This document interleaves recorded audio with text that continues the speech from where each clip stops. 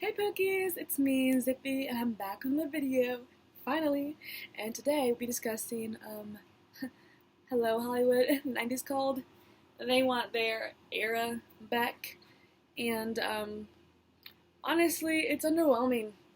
It's sad. As you guys probably already know, the famous actor, the Hollywood legend actually, Gene Hackman, and his wife Betty Arakawa passed away about a month ago, so pretty recently, and I remember hearing a lot of people talk about how this was like the end of an era in Hollywood, and people like Clint Eastwood and Morgan Freeman, two very big names in Hollywood who have been around since, but yeah, let's just say they've been in a couple of movies, a couple of really notable movies. To make a list of the movies, accolades, and lifetime performances that these three men, even individually, have had in Hollywood, and in their storied careers, we could be talking here for hours. And one thing I've noticed, a lot of these top tier actors of the caliber of Hackman and Eastwood and Freeman, and actresses too, as I'll get into later, a lot of them reinvented themselves Tina Turner level. And I mean, they went ahead and they went from, well, I pulled a few westerns a la Clint Eastwood, to I pulled some more tough subject matter into my movies a la the 2000s. I'm thinking a movie like Million Dollar Baby would stars both actually Clint Eastwood and Morgan Freeman in the movie. And let me just tell you that ending is one of the it is one of the most it's one of the most inspiring endings of all time. And I won't give it away, obviously, but it is definitely a movie conclusion that will have you feeling some type of way. And I feel like we've lost movies like that. We've lost a sense of direction in Hollywood.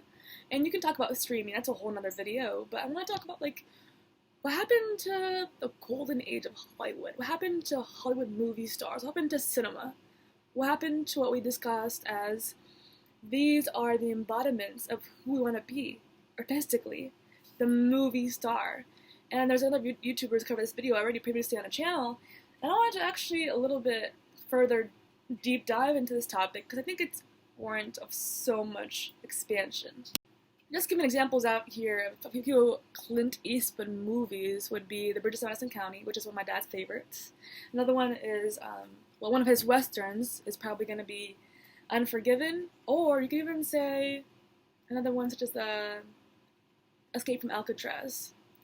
And the last one I would say is Gran Torino. And Gran Torino is a movie that handles a very tough subject matter. And not to say we don't have movies like that happening now, but there was a last era of good movies that kind of ended, I want to say, around 2008, 2010, where we had like Inception, Gran Torino, Slumdog Millionaire, British, Australian, American produced, different efforts. I would say Cinderella Man is up there too. And these are all movies that are worthy of accolades and acclaim, not because they were just a movie that you could watch 2 hours in the cinema and say, hey, that was fun, that was great, but you left feeling something. You left feeling like a story was actually presented to you. That was powerful. And you left feeling like emotions, you know, and that's kind of the point of art and cinema, and I think so much of us have forgotten what the whole point of it is. And the reason why I bring up the late 2000s as the tail end of this dichotomy in Hollywood is because I'm not the first one to say so. We've seen it from other users and other content creators who've noticed that, for the most part, regular people have noticed that there's something that changed, there's something that shifted around this era. And as someone who is a Gen Zer, I can tell you for sure that as someone who witnessed the era change, it was streaming services and streaming platforms like Netflix, which eventually gave way to Hulu and Vubu and Fudu, and I don't even know what's going on anymore. But we have a lot more of these platforms that are available at our dispense. Someone put it really well, I remember reading online, which is that it's like just, we have unlimited content at our disposal like a vending machine, and just like we can't make up our minds. We get overloaded and overwhelmed by the amount of choices we have at our disposal. And so naturally, some of us don't even watch. For me, like, I found it hard to sit and watch a movie on Netflix when there's 1,001 titles looking back at me. But if I go to the theater and I find a couple titles, I'll go, because I feel like I'm more prioritized as to what I'll find. Then again, theaters have now been usually empty, and COVID and everything that's happened has put Hollywood in a kind of a stranglehold in the 2000s really was, to put it blankly, the end of this era, because you see Marvel and DC and all these IPs come about in a way you hadn't seen them before. And this isn't because there's something random or something abnormal. Like, we didn't have Marvel and Iron Man and Spider-Man come out of the blue like that. Disney didn't acquire them for no reason because they weren't profitable. We had seen series like Lord of the Rings, Harry Potter, Twilight, which gave way to basically every young adult, movie, book that became movie, which was split into like 2 books at the very end. 2 books became, or 1 book became 2 books, or 1 book became, forget it. But either way, that happened. That was an era. And I'm talking about Divergent. I'm talking about movies like Hunger Games. That was a huge one. I'm talking about movies like, gosh, there were so many. And there was so many, like Paper Towns and that Charlie XCX song, Before She Broke Out. I don't know what that movie was about. There was a whole thing there. Boom, clap, that movie. Yeah, The Fault in Our Stars. There was a whole bunch of YA content. And then now I think of YA now, I'm like, it's pretty much dead, but maybe it's on streaming services, I don't know. But, like, that whole thing, YA separated, but Lord of the Rings, Harry Potter, Twilight, like, the big 3, in terms of, like, series of movies, serial movies, it's almost like watching a TV show, but watching it in the silver screen, watching it in the theater. You come back for more, but it leaves viewers unsatisfied when they run out of those options. So when Marvel runs out of movies, what do? We make the same superheroes and make them a girl or make them something different to make them not Iron Man as Iron Man was before. And when it comes to things like, oh, well, we're going to have a new Jurassic Park or a new Jaws or a new It, or we're going to have a reboot of every Stephen King novel that was ever come about, and Disney decides to remake all their animation movies, like, people just get tired of it. People just get really annoyed after a while. And for me, I'm someone who has, I would say, stagnancy and fatigue of these kinds of movies that are being put out there. I've seen the trailers. I went to the movies actually this Friday. And I told my brother I was surprised that it's all just a bunch of IPs, really. It's just a bunch of, like, reboots, remakes. And it's funny because I'm saying that now, but we were all saying this 10 years ago. We were all saying this back when Cinderella was released and back when Jungle Book was released and back when, I don't know, it was the first Disney remake, but I think it was Cinderella. And since then, here we are, Little Mermaid. Here we are, Snow White, the abomination that was Snow White. I'm sorry, guys, but it didn't do well. And whatever happened is up for debate. But all I can say for you right now is that it seems like we're in a messy era, and we need to wind back things a little bit further. That's why for me, I see the 90s was the best generation we had so far in terms of movie making and movie talent. Now, I know you want to go ahead and stone me to death, and you want to say, Zippy, what are you talking about? The 90s, girl, you weren't even there.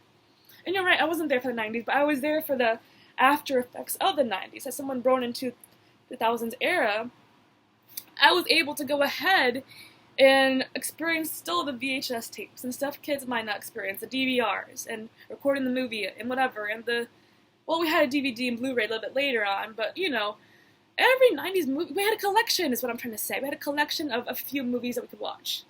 And they were usually pretty good compared to the stuff that we have now, where we have so much selections and so much options, we can't find one single quality movie. We had only a few good movies, and they were all pretty quality for the time. And that's when you think to yourself, what has happened? And also, what happened to movie stars? Where did they go? What happened to the Clint Eastwood I mentioned? What happened to people like Meryl Streep and Tom Hanks? We'll get further into that later as the video goes on.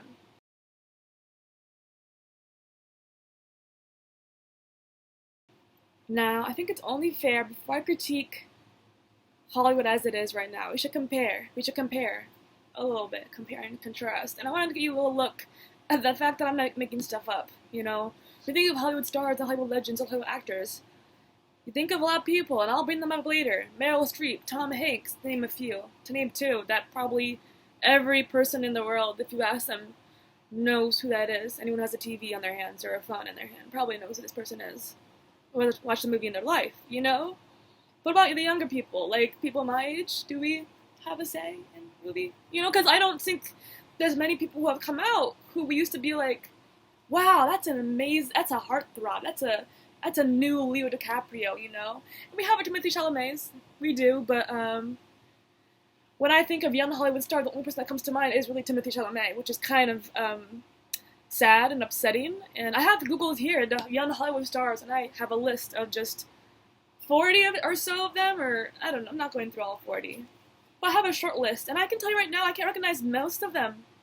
And I'm someone who consumed a lot of movies during the pandemic, and just all my life. But during the pandemic, when these young stars were really thriving up till now, I was consuming movies.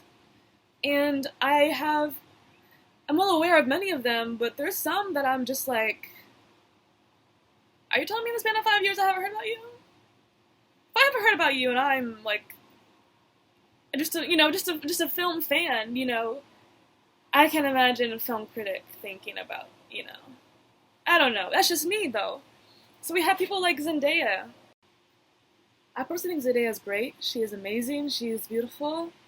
And I think the beauty kind of, sometimes people tend to overshadow that with her actual talent. I mean, she's a full-time model, so it kind of gives me the same vibes as Riri, where maybe acting is a pursuit, but modeling may be like a bigger pursuit, or just, you know, like, I don't know if, I'm not going to sit here and say her heart isn't in acting. You can look at Euphoria and tell her that she's acting and so, like, beyond her peers. So, of course, I feel like her, Timothy, they're the top two right now. And if you want to watch Zendaya perform, I mean, there's no shortage of performances, but Euphoria, I'll admit, that's a TV show, but, and then you have them two being in Dune together, which tells you that, you know, and I watched Challengers too, and that was pretty good, but nothing that made me feel like, well, I watched it again, you know, like it wasn't the same, you know, and that's coming from a tennis player, so I'm so sorry.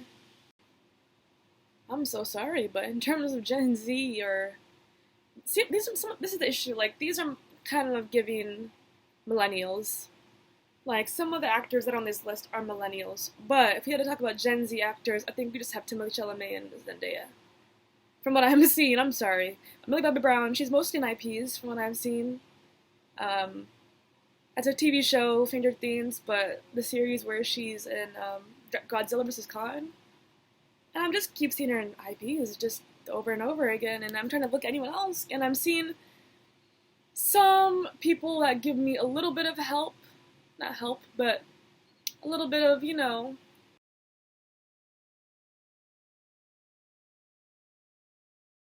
And now I see that she's in a movie called Electric State, which just came out, and that's basically just combining the two series that she's already been in, which is the 80s lore of Stranger Things plus the action-packed adventure that is Godzilla vs. Kong, and it's called Electric State. So, not much of artistic, you know, change there, but I can't blame the girl, she's only 21.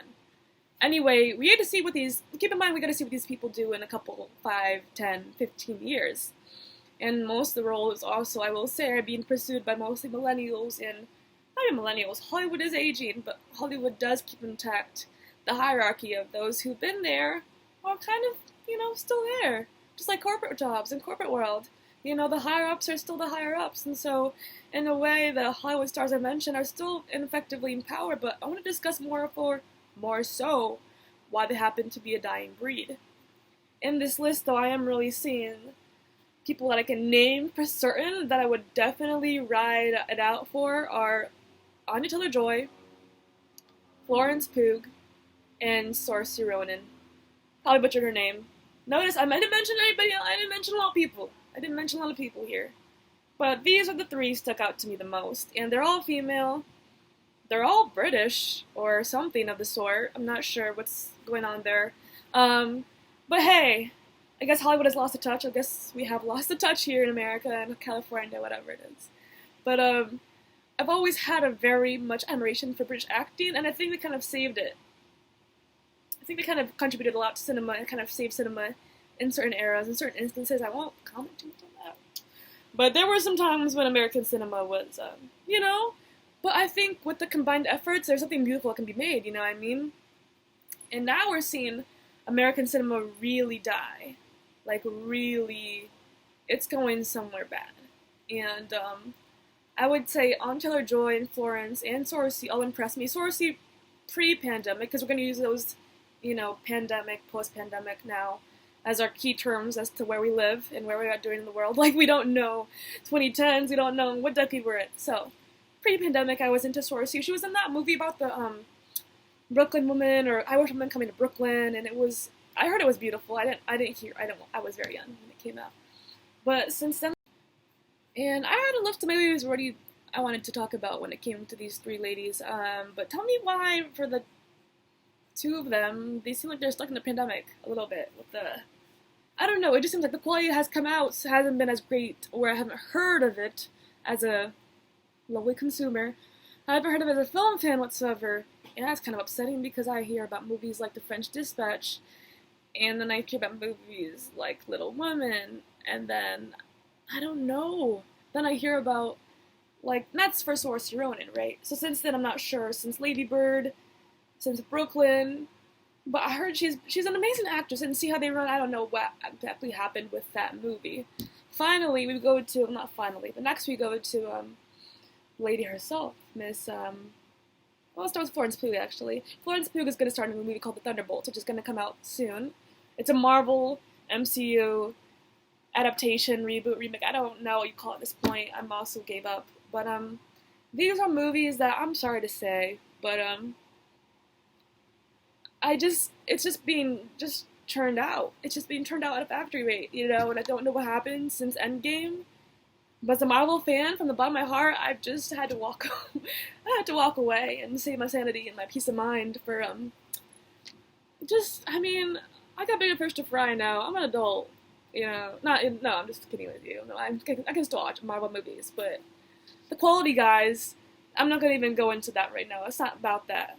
But then we also have our next actress, who is, Anya Taylor-Joy, who was in, I saw her in The Gambit, and then I saw her in that movie about a chef, The Menu, with another actor that I'll mention later, who was amazing, a 90s actor. And I just went ahead and I thought to myself, where has she been? Because if I look at Anya Taylor-Joy right now, I don't find her in anything really else besides Dune, Super Mario Bros., and Furiosa Mad Max, which are all amazing movies, but like I said before, these are all meant to make crazy profits at the box office kind of movies, These are movies that aren't meant to be like make you feel like you want to cry at your mother's house with a tub of ice cream, It's not the kind of movie.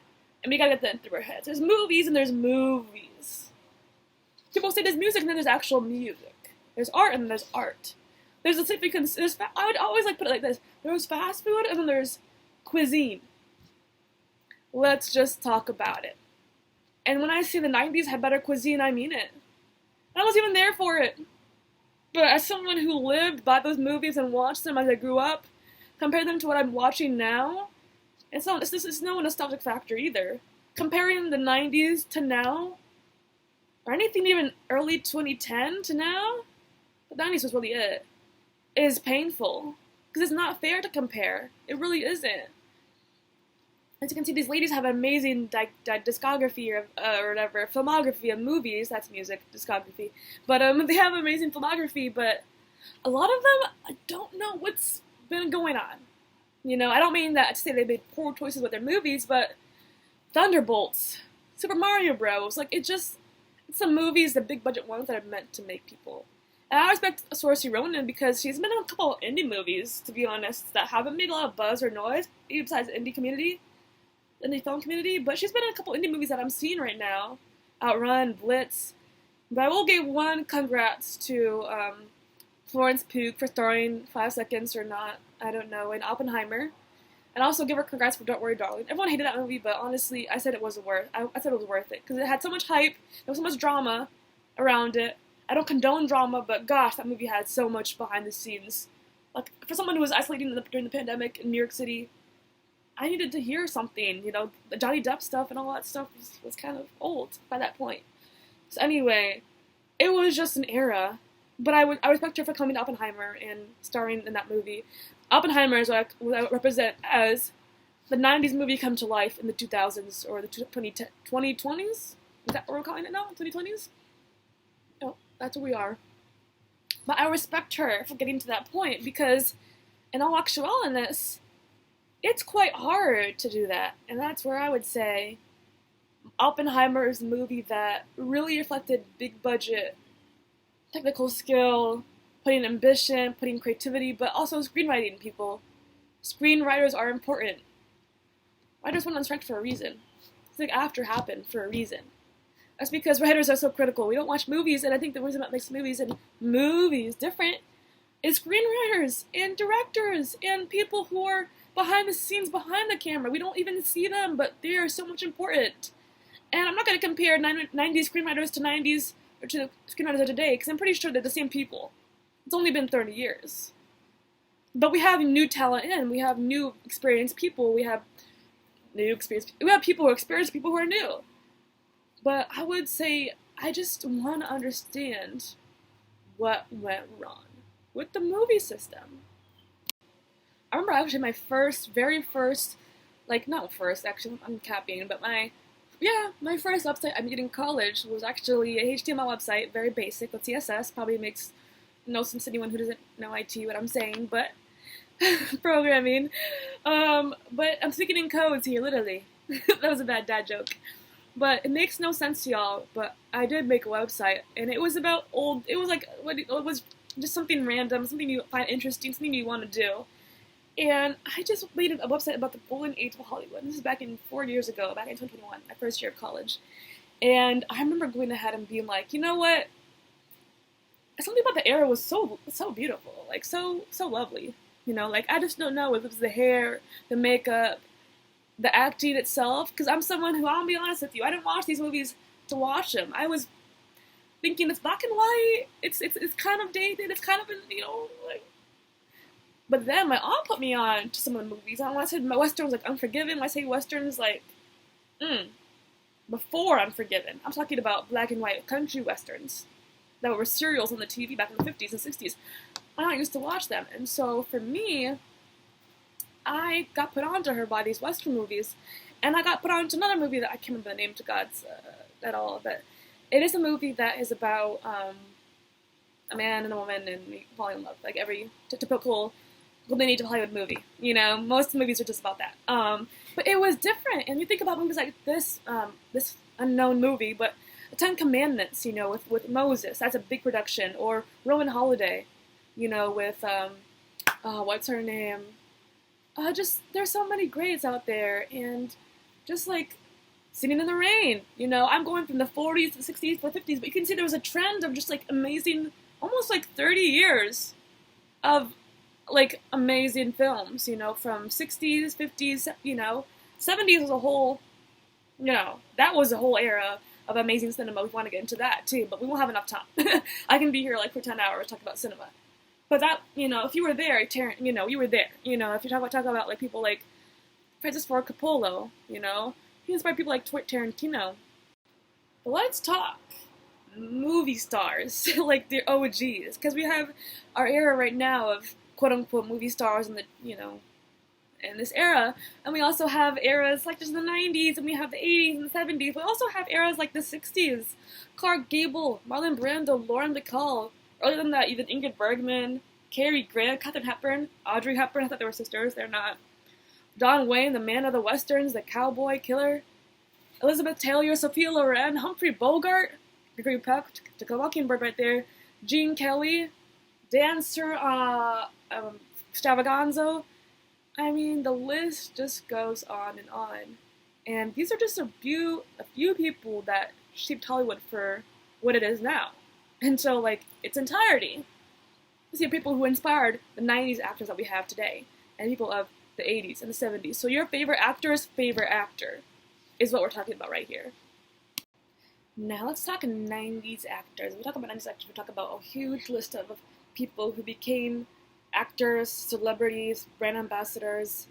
Honestly, they became anything you want to be. If you were an actor in the 90s to early 2000s, you were basically the poster child of anything you wanted to be in the world. You had the world at your fingertips. It's at your disposal.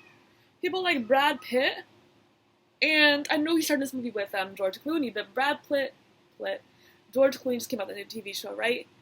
That Pitt Clooney narrative is a dynamic that's people want that bromance. People want that friendship of having a movie with somebody. I don't see that as much anymore. Besides Chalamet and Zendaya, but an example would be just like how many movies you would see people like Brad Pitt with George Clooney together. You know, like all the Ocean series. But even you'd see Brad Pitt in something like Troy, George Clooney in something like that where he's a Syrian, I don't know, investigator or something, or what's it called, Inside Man. And it'll go from like really different roles. And that's like going from I'm gangbanging and whatever to I'm literally like Prince of Troy in ancient Greece. To Clooney being like, oh, I went from gangbanging in Ocean's 11, whatever they were doing. I don't know what that movie was really about. Syndicated crime? To, oh, well, now I'm going ahead and I'm being like an undercover government agent, Like I'm it's like a CFBI, operative.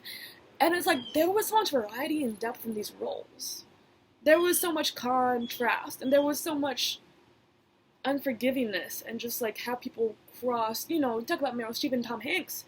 I don't mention them 100 times to say that like they're just someone who's like, they can carry a movie once in a while.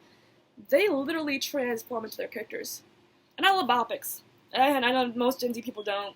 It's fine. They've gotten to be at a state where it's kind of declining. Not the best, really, I'll admit. But we do see with biopics, people transform into the character. What makes a good biopic or a good biography movie, is that it's real, and you feel the person is actually the character. I think of the actor who was in The Butler. I think of, what's his name? But he basically happened to be in this movie called The Last King of Scotland, and it transformed you. It made you think you were in Uganda, you're in Kampala somewhere, you're listening to a speech by Idi Amin. And that's Florence Whitaker, I think it was. And then you have movies like Gandhi, 89, Cusp of the 90s. I'm not talking about the 90s right now. I'm not even talking about the 90s. But you see, this is like mirroring images of before and after. Imagine how good it was in the 90s. But you have movies like Gandhi, which came out, that were just like blown away. People were able to you could see the fact that the main character who played Gandhi transformed, a British actor, I forgot his name, transformed into the role so well that you thought, am I living it, or am I just watching it? You know what I mean? And another thing is, you would go ahead and find that people would just transform into these characters, even if they're fictional. Real life or fictional. People like Titanic, Rose and Jack, and also you don't get that heartthrob level anymore of like, oh, teen heartthrob, that Jack and Leo DiCaprio, presided over for so long. I can't name just how important, and I can't begin to express just how big of an impact Titanic had on cinema. And that comes from someone hearing it secondhand. My dad lived through it, and he remembers back when he was in school in the 90s, in college, just how big of a movie it was that he and his friends went to see it. This is about really a romance movie. When we talk 90s major actors, we talk Julia Roberts, Pretty Woman, Winona Ryder. She was everywhere in the 90s, okay, and the 80s with her stints with Tim Burton and them, Beetlejuice, her and Johnny Depp, who was right there with her. On the way. Johnny Depp was a huge cultural icon in the 90s. He was a heartthrob too. Let's not forget it. Let's not forget that. And of course, Tom Cruise, the action man. Jodie Foster, the more investigative, Silence of the Lambs, quiet, demure, classy lady. We have Bruce Willis, the action man. Before he shoot his head, he was in Die Hard. Robin Williams, the funny guy, the comedy man. If you see a trend, everyone has kind of their own role, but they always can go past that role, if you know what I mean. Anthony Hopkins, Silence of the Lambs as well, but also a serious man. I loved him in this movie about the grandfather, the uncle, whatever it was called. And out of curiosity, I also googled up 2000 stars, just out of curiosity, because I knew who they were, but a lot of what I found out was they're just like the same people from the 90s, honestly. And the same people came up again. Nicole Kidman is someone who was acting from the 80s. RDJ as well was acting well into the 80s. Halle Berry, Hilary Swank, who I mentioned before, $1 Million Baby. The Gyllenhaals are more recent. Keira Knightley, who I loved in basically every period piece there was, to be honest. She was in all of them in the 2000s. Daniel Day-Lewis, he played Lincoln. He's a stoic actor. He's a method actor. If you don't know what that is, Google it. It's Christian Bale is up there with method acting right there. the late Heath Ledger as well. Rest in peace to him and Gene Hackman and his wife. And of course, Kate Blanchett, Kate Winslet, the Kates, guys, who I just love, just because they have these deadpan expressions, well, at least Kate Blanchett does, and I just love it. I just love it. The thing is that these artists is that they all had their kind of like, quote-unquote, role that extended into their personality, their cult persona. Their cult persona dictated how the purple people saw them, and, how the fans they got, and the brands they got, and people had a cult personality back then. I don't know what happened. But social media is something that I think played a big part, along with the streaming and everything. But I wanted to provide this video just as more of a Gen Z reflection on, the movie industry at large, but also movie stars and where we come. If you see the 90s movie stars to now, there's a difference. And I can't list all the movie stars, Sean Penn and all of them who've been out here, and Charlize Theron and all of them. Funny, I named both of them in the same sentence together. But I couldn't list all the people because without them, people today, we wouldn't have people from the 90s. Without people from the 90s, we have people from the 60s. So it's generational, and it all comes down to art in the end. I appreciate the arts. I appreciate theater, music, art, cinema. It's only there for a moment, but it'll be there for the rest of your life. Bye, guys.